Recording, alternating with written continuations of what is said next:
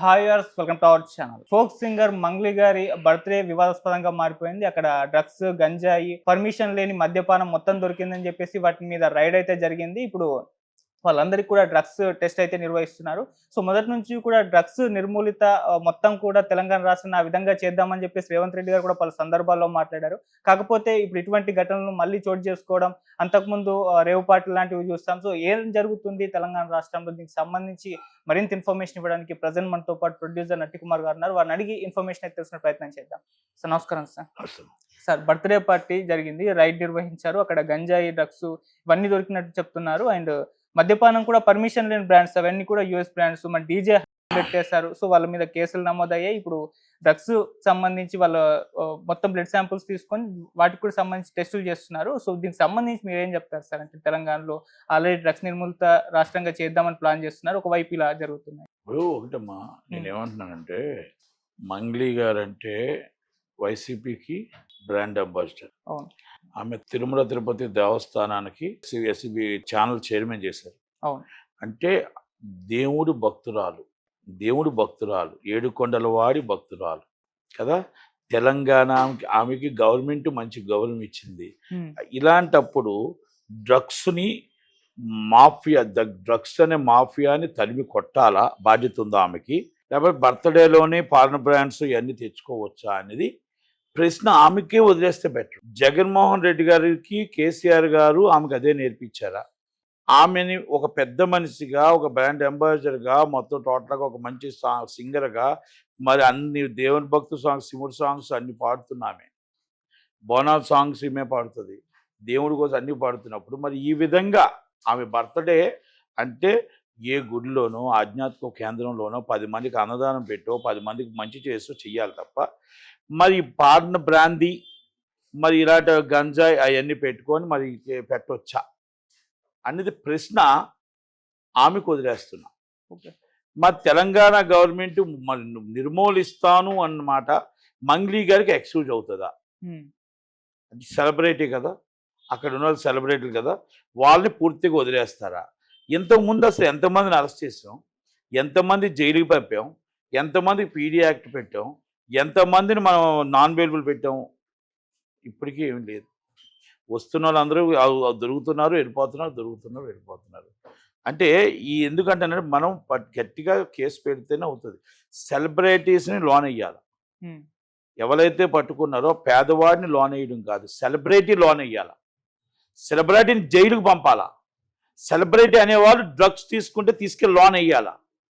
అప్పుడు కిందన ఉన్నవాడికి, పేదవాడికి, మధ్యతరగతి వాడికి భయం వేస్తుంది. అంత పెద్ద గొప్పవాడినే లోన్ వేశారు నేనేమాత్రం అనుకుంటారు. కానీ ఇక్కడ ఏమవుతుందంటే గొప్పవాడికి ఒక రాజ్యం, పేదవాడికి ఒక రాజ్యం. పేదవాడిని చెంపని కొడతారు, గొప్పవాడి దగ్గర చేతులు కట్టుకుంటారు. ఇదా నడుస్తుంది చట్టం అని అడుగుతున్నా. ఎందుకు అడుగుతున్నానంటే ఈ మాట, ఈ పరిస్థితుల్లో మరి అన్ని దిక్కులా ఉన్నాయి. మరి వైసీపీకి ఓటు వేయండి అని అడిగిన ఆమె,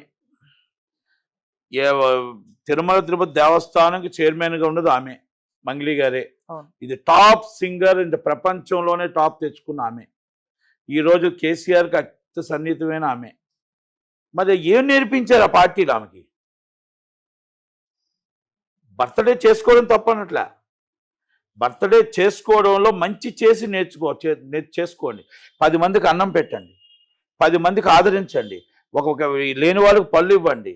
లేదనుకుంటే మొత్తం టోటల్ ఆధ్యాత్మిక కేంద్రంలో మీరు చేసుకోండి తప్ప 10 మంది చెడిపోయే విధంగా, 10 మంది పాడైపోయే విధంగా ఫారెన్ స్కాచ్లని, బ్రాందీలని, మనం ఈరోజు డ్రగ్స్ అని ఇవన్నీ తీసుకొచ్చి మనం అరెస్ట్ పోలీసులు కేసు పెట్టారని చూసాం, సోదరుడి మీద, ఆమె మీద. అంటే ఎంత దాకా కరెక్ట్? అంటే మనకి డబ్బు వచ్చింది, దేవుడు డబ్బు ఇచ్చాడు, దేవుడు మన నోరిచ్చాడు, దేవుడు వాయిస్ ఇచ్చాడు, దేవుడు పేరు మొత్తం టోటల్గా మనకు మంచి ఇది ఇచ్చి పలుకుబడి ఇచ్చాడు.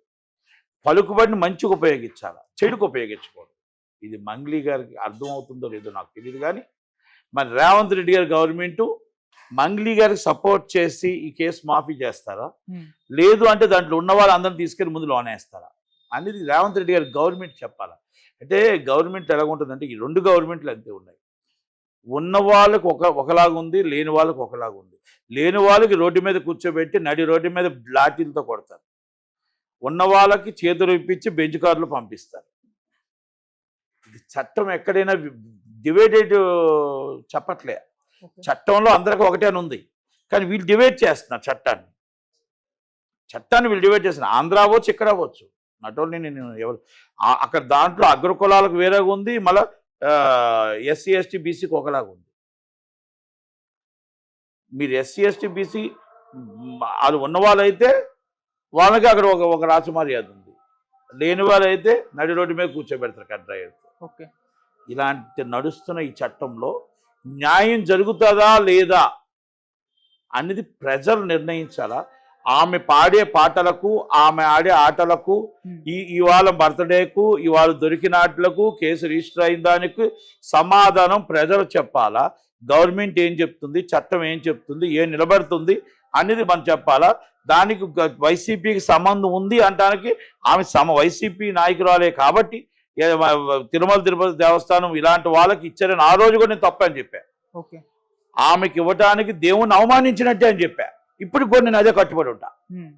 ఆ రోజు నేను మాట్లాడిన మాట ఎస్ఏబీ చైర్మన్గా ఆమెకి ఇచ్చిన దానికి ఈ రోజు మనం టోటల్గా ఈ రోజు చేసిన దానికి దేవుణ్ణి అవమానించినట్టే అని చెప్పాను. నేను తప్పు అన్నాను.